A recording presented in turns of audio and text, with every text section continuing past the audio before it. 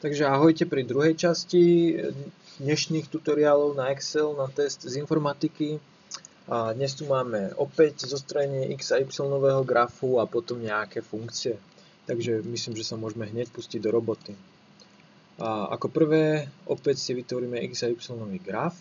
Vyberieme si tento, máme bielú plošku, máme select data, teda po česky vybrať data, alebo po slovensky vlastne, a označíme si najprv x, potom y a ťaháme dole.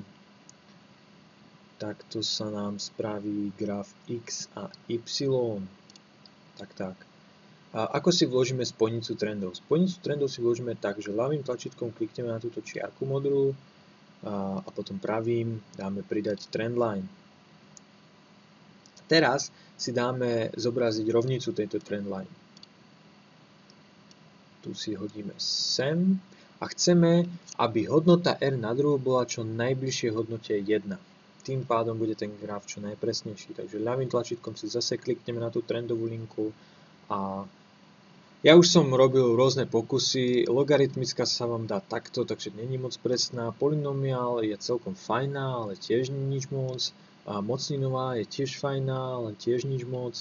Najlepšia z týchto všetkých je exponenciálna, takže tu si necháme.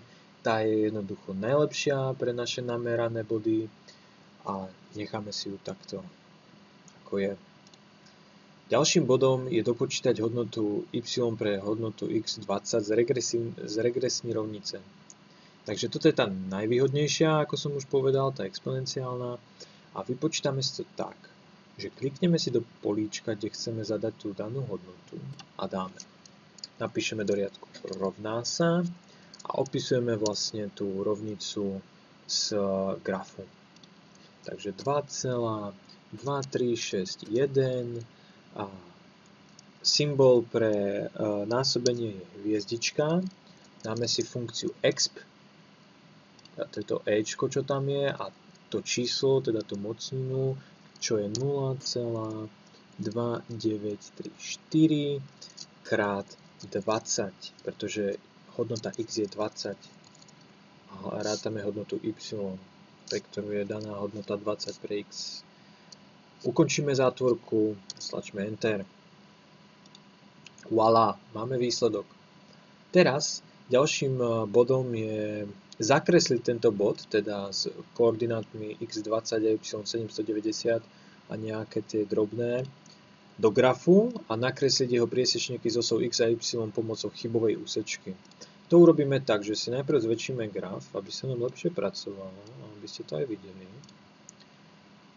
A dáme si pravým na graf, dáme vybrať data, pridať entry. Počkajme, kým sa to načíta, nazveme si to bod, value pre x bude 20, value pre y bude 790.553 a upozorňujem, treba tam napísať bodku ako desatinu čiarku, nie desatinu čiarku, pretože to potom Excel chápe ako dve rôzne čísla, teda 790 a 553, čo my nechceme. Keď už to máme takto napísané, dáme OK, mal by sa nám objaviť taký sivý bod na grafe, sivý, tentokrát je červený. A teraz si ľavým tlačítkom klikneme na tento bod, dáme zelené plusko, pridáme error bary, aby sa nám tam už zobrazili, aj keď ich ešte nevidíme, oni sú tam už. A ideme si nastaviť nastavenia pre tieto chybové úsečky. Takže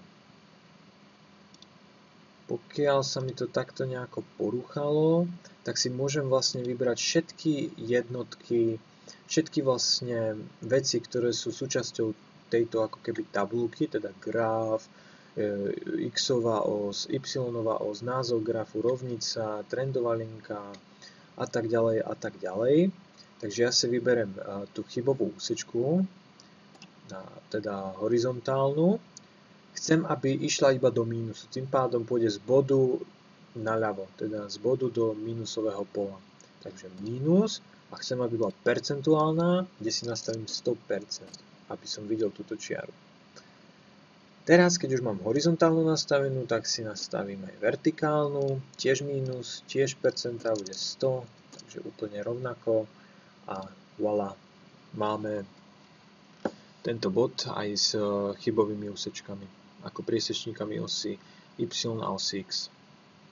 Teraz ďalšou úlohou našou je urobiť priemer, rozpätí, špičatosť a minimum týchto daných hodnôt pre Y. Takže průměr sa píše tak, teda funkcia pre průměr je rovná sa average, dvakrát klikneme, vybereme všetky čísla, stlačíme Enter. Takže toto je náš priemer. A rozpätí sa ešte budem venovať. Minimum je vlastne taká funkcia, ktorá sa rovná sa min. Dvakrát klikneme, vybereme všetky... Trošku sa to tam pokazilo. Opäť si vybereme, potiahneme.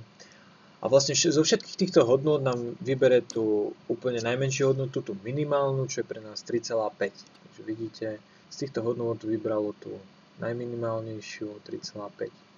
Toto by sa asi hodilo, pokiaľ by sme mali veľa desatinných čísel a nechcel by sa nám pozerať úplne nakoniec a tak ďalej, že aké je tam číslo, čo je vlastne väčšie. Takže podľa mňa na toto sa hodí tá funkcia. A potom tu máme funkciu špičatosť, ktorá má skratku KURT. A vybereme zase všetky čísla, dáme OK, hotovo. Rozpätí. Čo je rozpätí? Rozpätí je vlastne rozdiel maximálnej a minimálnej hodnoty. Čo to znamená? Znamená to, že označíme si maximálnu hodnotu, od ktorej odpočítame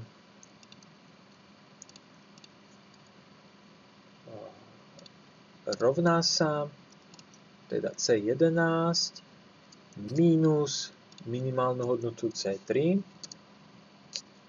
a voilà, máme rozpätí 787,053 tisícin. Myslím si, že sme urobili všetky úlohy, takže odo mňa je to zase raz všetko a vidíme sa ešte, myslím, že pri poslednom tutoriáli, ktorý natočím za nejakú hoďku. Ahoj!